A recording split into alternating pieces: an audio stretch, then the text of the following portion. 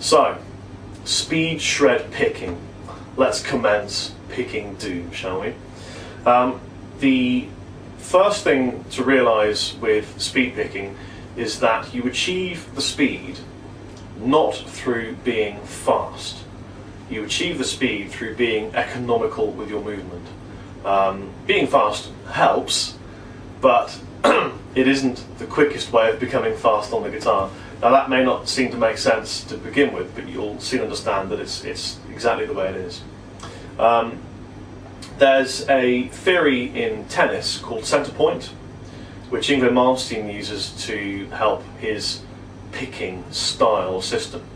It's very interesting. Basically, you hit the ball. I don't play tennis, by the way. Hit the ball, and then you return to the centre of the court, so you're prepared for the ball to come either side. And it's just a theory, but you can apply it in almost everything you do on the guitar.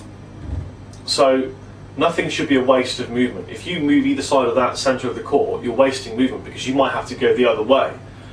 So you keep all your movements to the smallest possible size.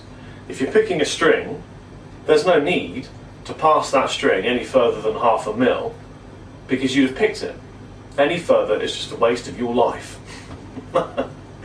So these ways of thinking will make you faster. The other thing is that if you're tense and you have to relax before you can move, so it's a good idea to be relaxed all the time.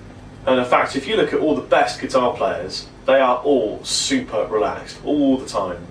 Even if they look like they're not, really they are very relaxed. You can't let a muscle move freely and flow if it's under tension. It doesn't work. So relaxing and economy of movement are the keys to playing fast, precise, flowing, shred, evil, terror, death-lick guitar. So the best way to learn a technique is to isolate it in its purest form and study it from therein. So let's take a look at the picking a string close up. So here's my pick. Now I'm holding it very softly. In fact, I'm holding it so soft that when I pick the string, you can probably see the pick twitches between my fingers. Now you need to have a soft grip on the pick to allow it to flow over the strings in a natural way. If you grip it hard, what happens is it bounces over the strings and causes an unnatural sort of bouncy movement, which is unrequired. So a soft grip is absolutely essential. If you want to be really fast, I completely recommend using really, really thick plectrums. I'm using 2mm Brit picks here. 2mm for me is the perfect gauge. The reason is you can't bend a 2mm pick. It doesn't work. And through not being able to bend, it forces you to be soft. So it's almost a handicap that helps you out. So anyway, let's take a look at some picking.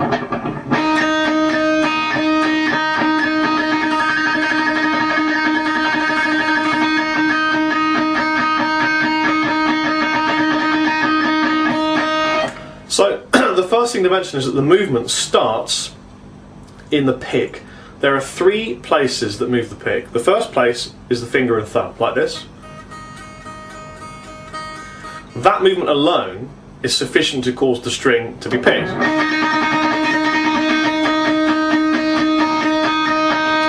I'm not even moving my wrist, which is the second point of movement.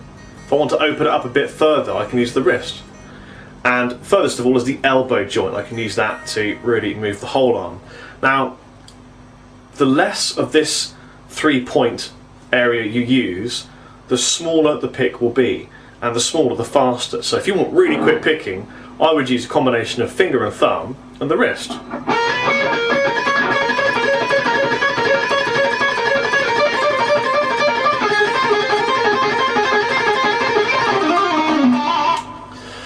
And it's lightning fast. So finger and thumb, and then if you need to, open up to the wrist, and then if you absolutely have to, open it up to the elbow joint. But if you use a lot of elbow joint, it hurts.